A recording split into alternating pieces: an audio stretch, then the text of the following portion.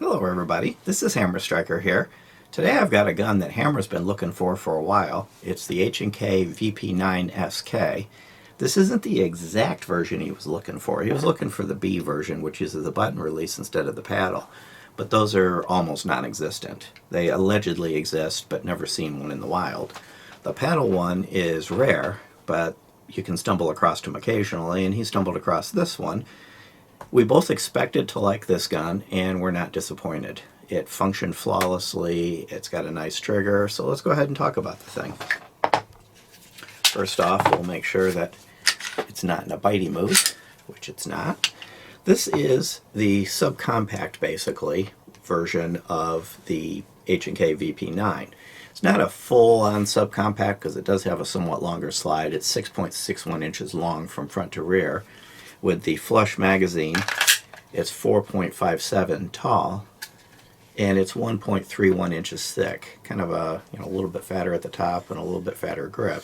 So it's not a super small subcompact like some of them, but it's small enough to make a good concealed carry gun, especially if you're wanting to carry the VP9, but the regular size one is just a hair too large. This kind of moves into the territory where you might be able to find room for it. It comes with two of these 10-round magazines, one like this with a flush base plate, and then one with, actually this is the 13-round magazine that it comes with. This one is the 13-round, I picked up the wrong one. This is the other 10-round, and it has a pinky extender base plate. It also comes with a flush base plate if you don't like pinky extenders. So let's look at what the gun looks like with the various magazines in it. So you're a 2-finger grip with the flush mount. I tend to prefer not to have a pinky extender. If you're wanting to use the smaller mag, you're really wanting it to be shorter. With the pinky extender, you do get a full 3-finger grip, and it blends well. And this does not create a pinch point. Neither one of us got pinched while firing with that magazine. And then when you put the 13-round mag in, it's roughly the same size. So it comes with 2 of the 10s and 1 of the 13. You can also use a 15-round magazine with it if you can get one that would extend a little bit longer. So it's very flexible from a magazine perspective. It does have a 3-slot Picatinny rail, so you can mount various accessories, front and rear slide serrations, and it has these wings. And these wings are also present, you can see it in the back profile. These wings are also present on the regular VP9, and they make it really easy to get a hold of the slide and pull it back. Your fingers are not going to slide off, so even if you slide on the serrations, which are actually quite good, you're going to hit those wings and you're going to be able to pull it back. While I'm looking at it, you'll see the rear sight is dovetailed, and so is the front. This particular one comes with 3-dot night sights with a white ring around them. And that white ring on night sights is important. Regular night sights with the tritium tend to gray out during the day.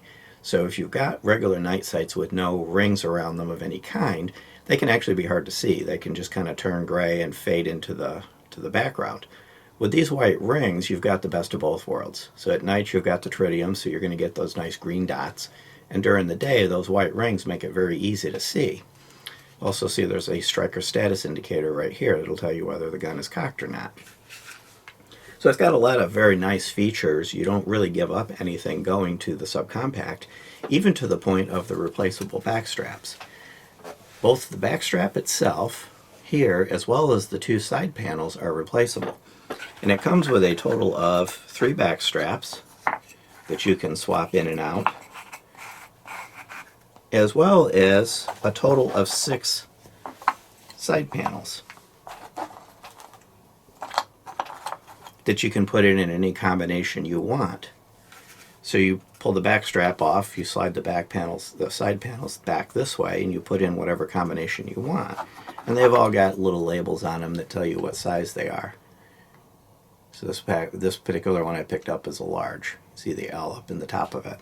So it's easy to make sure that you do get it consistent with what you want. The gun also has a ambi slide stop slide release, and because it's a paddle release, the paddle is full ambi as well.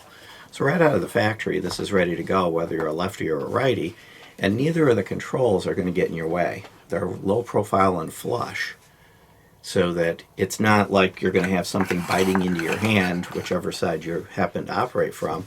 things kind of stay out of your way. You'll see the slide stop slide release when I'm holding it right-handed is up there out of my way. And if I were holding it left-handed, it's up along my finger, but there's a little ridge there, so it's up out of the way. So really this gun is set up whichever way it is that you're going to be able to need to operate it. From an MSRP standpoint, it's got a bit of a heavy price tag. It's $849. Basically, it's the same price as the regular size one. Now, $849 is with the night sights. You get it a little bit less expensive without the night sights, but these are such nice night sights, there'd really be no reason not to get them. You got the best of both worlds with them. One thing that you do have on this is a trigger that is almost identical to the full-size version of it, and it's quite nice. You'll see it does have the toggle for the inertial safety, and it also internally has the drop safeties. A little bit of take-up, not much, and then a very, very short, crisp break. There's your reset. A little bit of take-up to get back on the wall, and then again, a very short, crisp break. This is a very nice trigger. This trigger comes close to the territory of the PPQ trigger, and it's very consistent with the full-size gun. So if you decide to get the regular one and then this for various carry situations, you're not going to have any issues remembering which one you have. They're going to both work the same. We actually took these out to the range, did a comparison, which we'll do a follow-up video with that comparison, and found the triggers to be nearly indistinguishable from one another. And that can be important because a lot of the reasons that you would buy a subcompact version of a particular gun when you already have the larger size is for that consistency. It's one of the things that really attracts people to Glock and even the Smith & Wesson M&P series is you go up and down the chain and they work the same. So whatever it is you happen to pick up or whatever different caliber you happen to pick up, they're going to work the same. You don't lose that with the H&K VP9-SK. Now, I may have failed to mention the weight. It's a little bit of a heavier subcompact. It's 23.07 ounces. So it's not ridiculously heavy, but it's a little bit heavier than some of the others. Takedown on it is relatively easy. You lock it back, flick the takedown lever down, bring it forward. You do have to break the trigger, and it comes apart. Recoil spring, it's a dual recoil spring. One thing we did notice with this, the recoil management is very good. It's not a snappy gun, it was not uncomfortable to shoot, and it was very easy to get good follow-up shots with. Well-machined barrel, which of course you would expect no less from H&K. They're definitely a high-quality manufacturer. Where's the rifling? Oh, that's right, it's polygonal. This is polygonal rifling, which gives you a little bit better stabilization, a little bit better muzzle velocity, and a little bit better longevity. A lot of the higher end guns are using the polygonal rifling, like for example the PPQ. It's a very well done barrel. And onto the slide. Here's the drop safety mechanism. This is a rotating one. It's a little different than the piston style. There's the sear. Of course it is a striker fired gun. And everything in here is just well machined. Smooth and well done. As you would expect from H&K, especially at the price tag, it's a well-manufactured gun. These tend to be very reliable. They tend to be very long-lived. Putting this back together is as easy as taking it apart. But before I do that, I almost forgot to show you the frame. So the front slide guides are very thick and robust and solid in this U-shaped locking block. Very well put together and very robust. The rear ones are a little bit smaller. Of course, there's a lot less work being done in the rear. Most of the load is taken here up front, so having good, solid, robust front ones is important. And then here's the arms for the slide stop slide release, and they're nice and solid, and they're good. They're going to be reliable. There's an arm that comes across here. So you're not going to have issues with one side not working or the other not working. It's going to be consistent and reliable across both sides. Now I can actually go ahead and put it back together.